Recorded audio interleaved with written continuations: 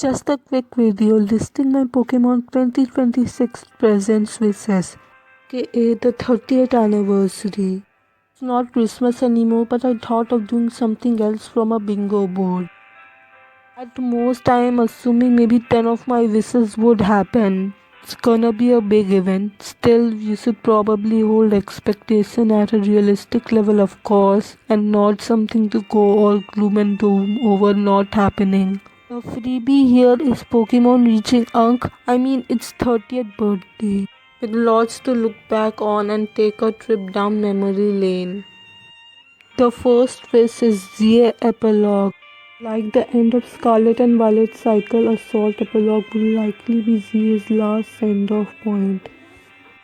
What that should conclude the game with isn't super obvious, but featuring that unreleased Mega or Zeraora can ultimately wrap up the story. Mega Evolution Home Achievement. One of very minor things to get in Home is for finishing specific tasks.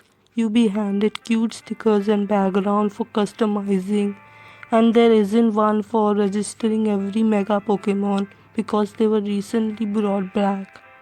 So depositing your collection from ZA should give out cool backgrounds, obviously requiring home compatibility first. These challenges are mobile version only, so first of many mobile exclusive entries. Destiny mark or special drip, random new clothing or cosmetics are nothing new. An event one with destiny mark is though. That's only obtained on your Switch's registered birth date. Real fitting to distribute. Throw on celebrate or happy hour and ideally make it a Pokeball, Vivian or something. Anime-esque trailer. Some of the coolest Pokemon showcased from decade ago were animated shots in the style of usual anime episode or hand-drawn Pokemon inserted in live-action teasers. Most now are fully 3D CGI or simply just live action with little to no 2D trailers, and once in a while they can charge the anime staff to present anime shots from black and white to an Aura's days. Slow poke joke. CA available now. Legends games double pack. Legends titles are only main entries from recent memory to not come with some double packs since they were single version luckily. So now there are two of them. Maybe they decide to bundle them in one pack to pick. Fire Horse Starter. New Gen 10. Chinese Zodiac Theory. The Year of Horse. Need I say more? Okay, in fairness, last year was the year of snakes, yet they sadly didn't choose Snivy as ZA's grass starter. It'd be too perfect to miss out on this time. Horses are back for limited time. Add-on peripherals. Introducing Pokemon Go Plus Plus, Pokeball Plus. What's gotta be next for spin-offs now, huh? TMCA music, let's go! This isn't exactly a good thing because those streaming's gonna get in trouble. I mostly am referring to special music video in celebration of franchise's history that's gonna touch the OG's heart and always be banger to bop to. DJ Pikachu in presents. Speaking of bangers, the last present starred a little guy rocking his, or should I say her, Canto remixes. Before the premiere. Would be awesome to let her canonically play more of her tunes in the presents itself because we love her work and more than Canto remixes, which goes without saying. Pokemon Symphony. Though if neither of my last two ideas are up for use, then even a symphonic style segments commemorating years of Pokemon music through the generations. The same way Sonic franchise did for its own 30th anniversary would not just be more than acceptable but can leave an unforgettable mark on us. No new controversy. I could only dream that's not happening. The online rage bait grift and negativity should be closed up in a tight locker, but the key to that locker is partly in Pokemon Company's hands. But let's face it, who's gonna stop them from utter pointless complaining and going on million rants over basically nothing, by the way? Champions EX rename for no particular reason really. They did rebrands for Masters and Cafe Mix, and first rename of those got lot more traction. Spare Showdown, if not a funny rename, then at least don't go after Showdown, like ever. Many, including me, will become incredibly upset if anything is done to our battling sim that's kept up as our main battling hub for decades. The one instance of betrayal and boycott which I would be completely in favor of if the worst comes out of it. Chris Brown, because why not? Dude shows up discussing worlds as the director of Pokemon's esports.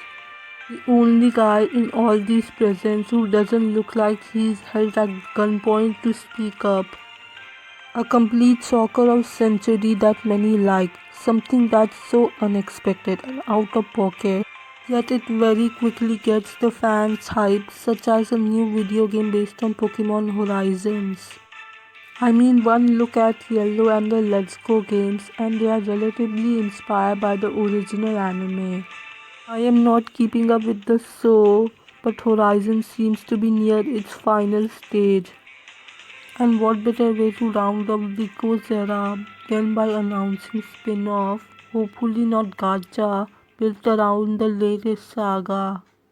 That's the best example of soccer game I could think of that no one saw coming, though there are more to cook up and theorycraft.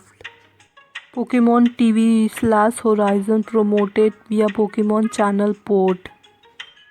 It's a game that does anyone ask for or will ask again, especially on NSO.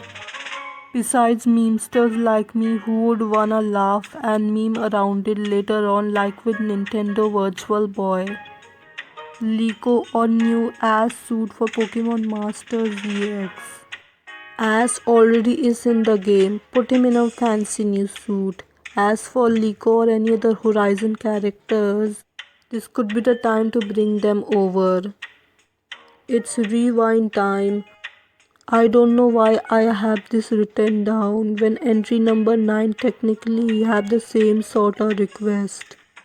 New Project Voltage theme. Another song was posted this month earlier. But keep them coming even a whole year after when the crossover first began. Black and White remake announced early. As a hardcore Gen 5 fiend, I don't care for its remakes if it's not Legends, which a new one dropped a few months ago. My hard guess is Unova Revisit would be no sooner than 2027 or 28, 2 to 3 years after ZA. They can announce it a year early if it's next in order right after Gen 10, to ideally make us dedicate all our attention to the brand new generation and not cling to nostalgia for success when it isn't the time. Entry number 21 is my personal pipe dream that forget now may not occur like years down the line either. And it's crossover between Pokemon and the Doraemon series as much as they can truly go together and work. For your information, Doraemon huge in Japan and East but is of relative obscurity in the West if I had to sum it up in short. It has done numerous crossovers throughout the years and doing that with Pokemon would spread much needed Western recognition. It got its 45th anniversary this year and the movie releases exactly on February 27th. Perfect. A whole separate video could be made theorizing this dream collab of mine. Kalos starter outbreaks. Can't forget SV now and its expected but random sort of seasonal raids or outbreak. If I were tasked with deciding another one of those, I just say outbreaks of Kalos starters soar. Kalos Tour Pogo. Don't know anything about these, but the last one was for Unova.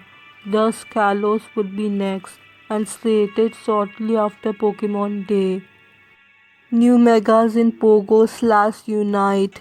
ZA Mega roster are missing from those games.